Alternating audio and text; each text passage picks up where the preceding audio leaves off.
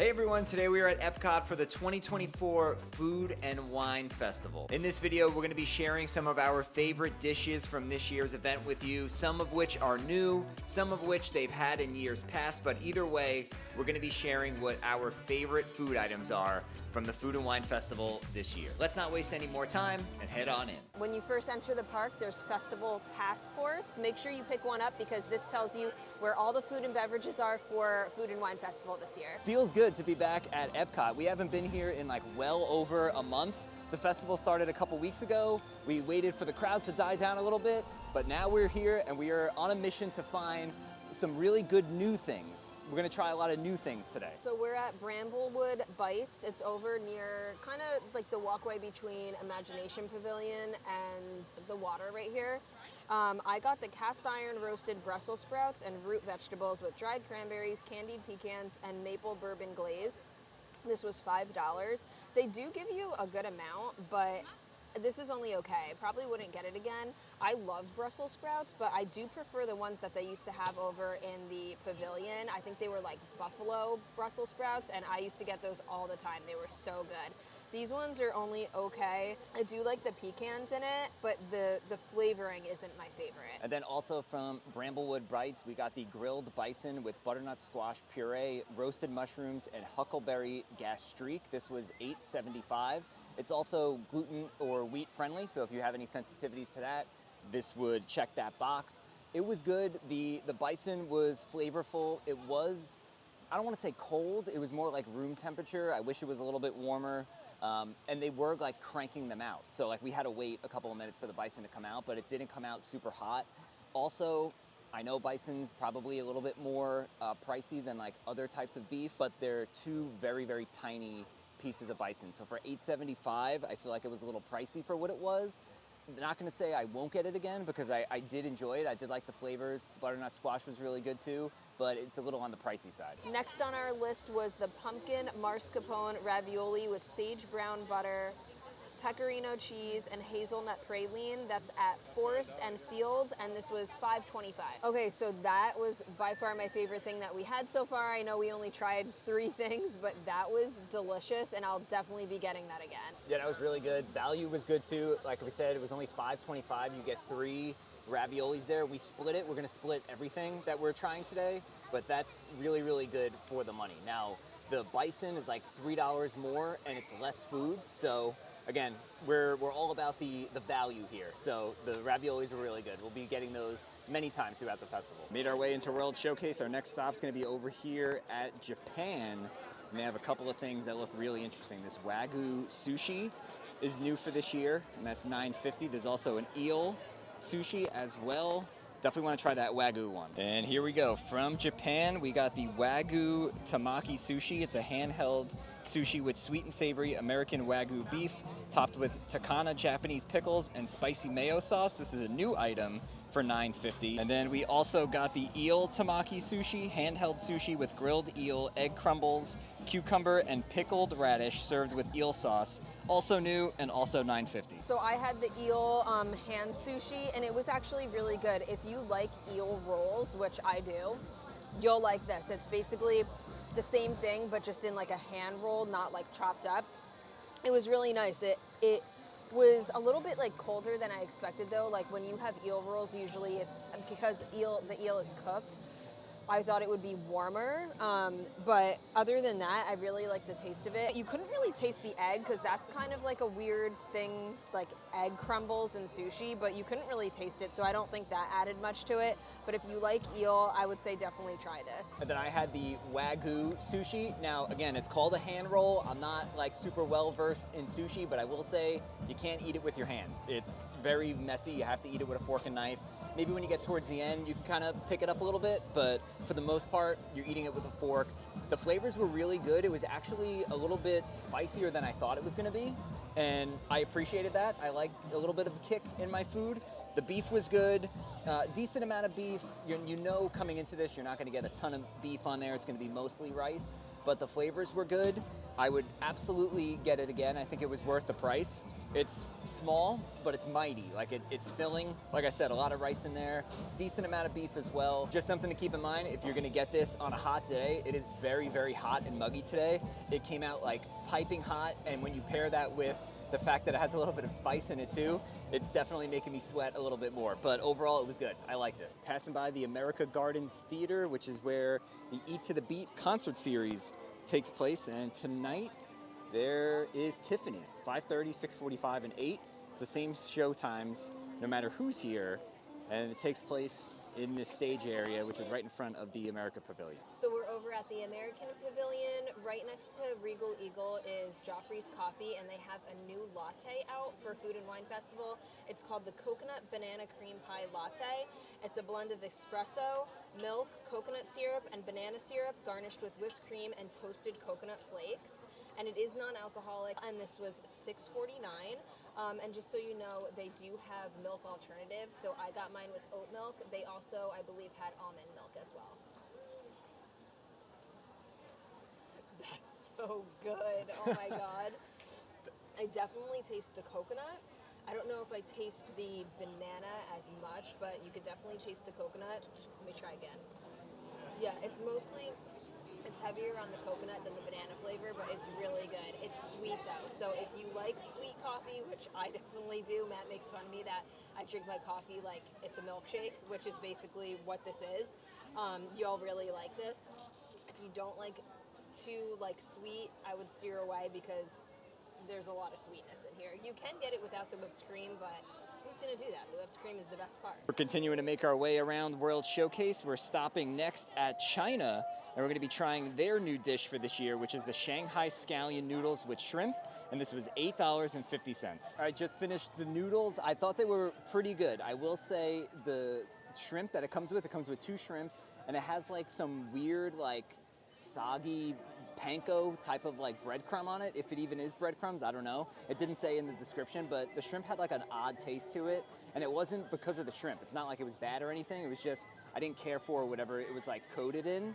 I'm gonna go with soggy panko. It's the best way to describe it, but the noodles were good, and it was warm, so that's a win. It's very hit or miss when it comes to some of the Epcot food booths in terms of if you're gonna get a warm item or a room temperature item. This was at least warm, but I don't think I'm gonna be getting this one again. Next up, we're right outside of the Creation Shop, and this is where Flavors from Fire is. They have a steakhouse blended burger that's not new for this year. However, the Impossible slider is. Now, the concept of the slider isn't new, but it sounds like they're preparing it a little bit differently this year. And then there's also the smoked corned beef. So here's what we got from Flavors from Fire. First is the Steakhouse Blended Burger. It's a beef and wild mushroom slider with truffle brie cheese, fondue, arugula, and truffle potato chips on a sesame seed bun for $6.25. And then we also got a fan favorite Impossible Montreal-style burger slider with cheddar cheese and a tomato jam on a sesame seed bun. It says this is a new item. I don't know exactly what is making it new. Probably the toppings or the jam or something, but this is new for 2024. So I tried both of the sliders. I definitely think I prefer the steakhouse one. The Impossible one was good, but we definitely like the old version of it with the slaw on top. This one was only okay with that jam. I would still get it again, but I definitely prefer the older version. The steakhouse one was really good because it has potato chips on it and the mushrooms. I feel like that really added a lot of flavor to it. Yeah, I agree with Alex. The Impossible slider from years past, I liked a little bit better. This one wasn't bad. It's just the other one was top tier for us. This one's a little bit lower down on the totem pole, but the other slider is really good. Now, that's not new for this year. We've just never had it in the past, or at least I don't think we have. But that is definitely something I'm going to be getting again. The Impossible one was good, but I think it's just a one and done for us. But the other one, the steakhouse one, I will get that probably every time we come here. And next up, we're going to stop over in the Creation Shop to see what kind of festival merchandise they have this year. So right when you first come into Creations, they have a bunch of the food and wine specific merchandise on display. We'll show you as much as we can. We're not going to do a deep dive into everything, but here is a Tervis cup. Now the design almost it gives me 60s vibes, Woodstock, kind of has that 60s hippie feel to it. Here's a salt and pepper shaker with Figment. on it. Those are always really popular. Here's a look at one of the t-shirts. Imagination is the spice of life. And then they also have this button-up shirt, which is really cool. Not a Roosevelt's. Disney kind of does their own thing, but I do like the pattern on it. Here's some more of the merch. They have a t-shirt, a lounge fly. There's the t-shirt that we just showed you. The lounge fly is cute. Look at Chef Figment on there. What's he making? It looks like he's making like a bowl of jelly beans, right? They have a purple tie-dye shirt here that says Epcot International Food and Wine Festival 2024, and this is what the back looks like. I don't know, I'm not a huge fan of the design this year. I don't really love anything. I don't know if it's like the colors or just like the funky design. And for $79.99, here's a look at the Spirit jersey. Epcot International Food and Wine Festival with Chef Figment. They also have the mini ears here for the Food and Wine Festival this year, and these are lounge fly ears, so they are probably going to be a bit more expensive. I don't know if the price is on here, it's not. But usually the lounge fly ears are a little bit more pricey. For $44.99, here is the Corksicle tumbler. For $49.99, they have a polo shirt. And then just like every year, they have your little dishes. Obviously, you can either bring these home or you can carry them around the park, put your food on it that you get from the food booths. They have like a little wine glass, not glass, but like a Corksicle tumbler over here. And then it looks like these, oh yeah, I was gonna say, these look like the redemption items for the Ratatouille Hide and Squeak. So it looks like this year you get one of these bowls. There's one with Figment on it. There's another one over there. They're not displayed too well, so you can't really see the ones in the back, but you can do this for $9.99. For $12.99, these are actually the ones that people carry around the festival, because you can put your food on here. You can also put your little drink here, and they're just hard plastic. But I know a lot of people enjoy using these at the festival. And then of course they have some items for annual pass holders, like this 2-pack of glasses over here. You can see it says pass holder right on the top. And then I think the other one is the same design as the t-shirt over here. Yeah, it is. So this is what's on the other glass. Then you have the same design on a shirt as well. And then of course it wouldn't be the Food and Wine Festival without some cooking gear. They have aprons, oven mitts. Come here for a second. I'm very confused about something and I need a second opinion. What? This Mickey doll, why are his legs brown? Is he wearing pants? Maybe. But they're basically the same color of his shoes. His arms and his ears are black, but then his legs are brown. That is kind of weird. I guess he's just wearing a pair of brown pants. Look. I guess that Yeah, is I guess pants. so. I saw that and I'm like, wait a minute. And they made a lug bag with Remy on it. I didn't even realize they did this, and it specifically is for the Food and Wine Festival this year. These bags, if you don't know, they're really cool. They have a ton of different pockets and organization, but lug is pretty expensive. So for this bag, it's $65, and it does have a longer strap, so you could wear it crossbody, or you could slide it through here and wear it as a fanny pack. And for $34.99, I think we found the best shirt that they sell in here. It's got a little Muppet Labs fake pocket, and then on the back, bam, Bunsen and Beaker. And it says Epcot International Food and Wine Festival 2024. They were selling almost this exact same shirt at the little D23 thing that they had last year. I picked that up from the Imagineering store. I forget what it's called, Mickey's of Glendale, I think. But they came out with a version for Food and Wine. And just an FYI, if you're looking for any Halloween merch, they have a ton of it here at the Creation Shop. Now, we haven't been inside of Communicore Hall since the first couple of days that it opened. And we said at the time, we're gonna wait to reserve full judgment until it was a festival, because that's really what the space is intended for. They're supposed to kind of make it really cool for festivals and do some things in there. We've stayed spoiler free, so I don't know what I'm walking into, but we're about to walk into Communicore Hall, and fingers crossed they did something cool with it. Although I'm not gonna hold my breath. Let's see what they did in here. Or didn't do. Exactly, yeah. Heading into Communicore Hall now. We're gonna keep it rolling. We're gonna see what we got in here. Okay, so we just stepped inside now. Looks like they have some merchandise out here, kind of on temporary little carts. So that's where we came in. That's where all the merch is. They have the registers in the middle. And then this is kind of what else we have going on here. There's the Macatizers food booth, which I believe is new, or at least it obviously wasn't in this location in the past, but that is pretty much it. Not a whole lot happening. We were in there for all of 3 minutes at the most. It's just nothing to it. And we kind of waited to see what they were going to do for this based off of the concept art that they shared. Now, the concept art that they like initially shared for it kind of looks like it was Festival of the Arts. There's like a figment thing in the middle, but they've done nothing with the space. It's literally just one food booth in there and then a place to sit. It feels like a glorified like hospital cafeteria, I guess, or like a college campus dining hall. There's just nothing going on in there. They stuck some merch in there, and there's the Macatizer's food booth, but other than that, it's just kind of more of the same. I was definitely expecting more for Communicore Hall when it came festival time, and they dropped the ball for food and wine. I don't know, not my thing. I do agree with Matt, but I do appreciate that there is like another place to go and sit down in the air conditioning. But thinking back to like what it originally was supposed to be, and then what got budget cut and what we have now, there's a huge difference, obviously. And they were like hyping everybody up for the festivals, and like Matt said, it's really just merch and one food booth. So it's not like they did a ton in there. There is a Festival of Favorites food booth outside of Communicore Hall. Here's a quick look at what they have on their menu. I don't think we're going to be trying anything today. However, the frozen s'mores does sound really, really good.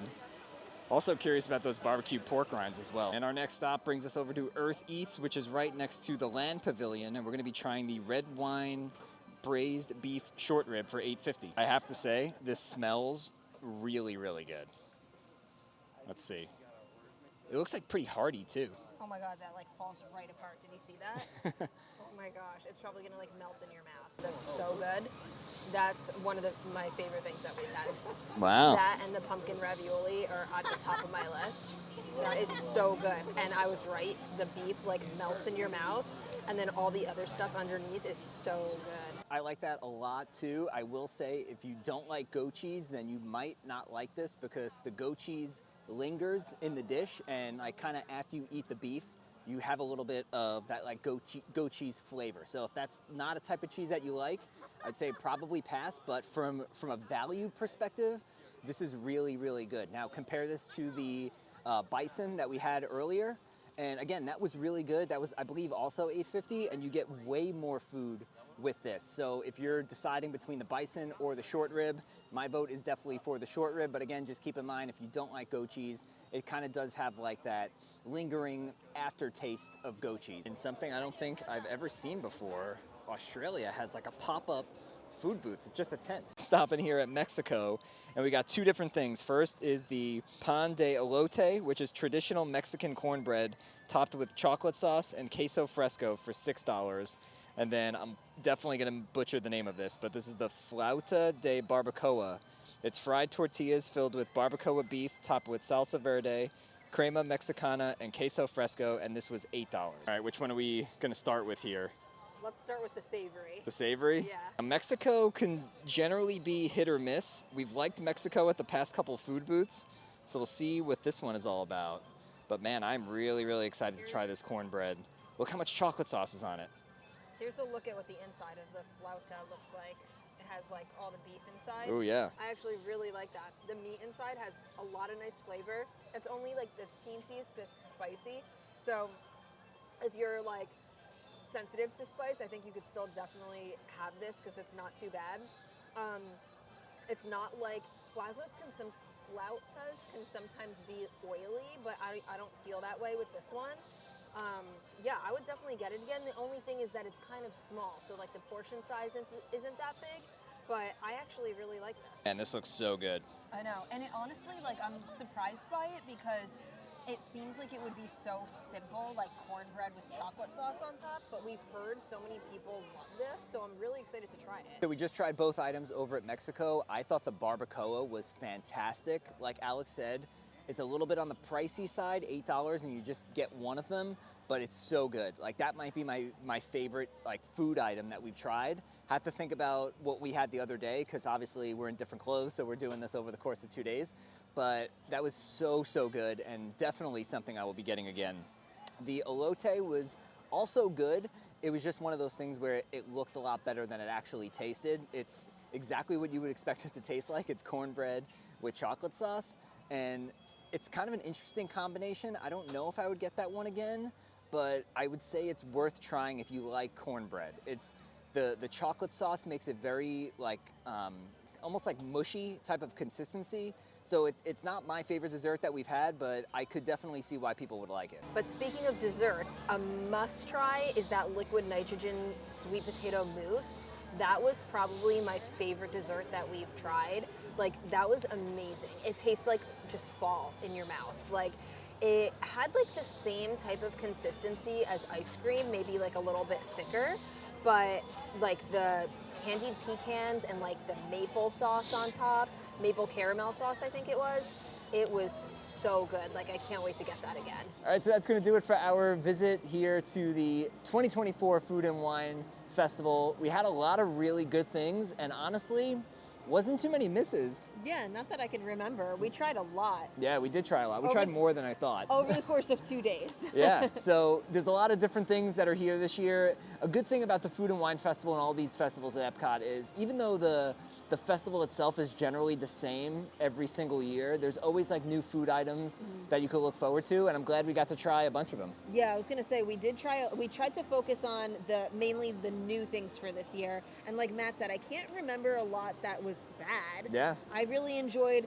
I'm gonna tell you a few of my favorites. Yeah, let's hear it. The pumpkin raviolis, the braised short rib, and the nitrogen sweet potato dessert. I think those were my top 3 favorites this year. Yeah, I don't remember anything from the first day that really stood out. I did like the slider from Flavors from Fire. I really like that barbacoa over at Mexico. And then for a dessert, I would probably say your sweet potato mousse was really, really good too. I enjoyed that. Yeah. And with that, we're gonna wrap up the video. We hope you guys enjoyed coming along with us. If you did, make sure you give it a nice big thumbs up. Subscribe to the channel down below so you don't miss out on all of our future videos to come. And with that being said, we'll see you guys real soon.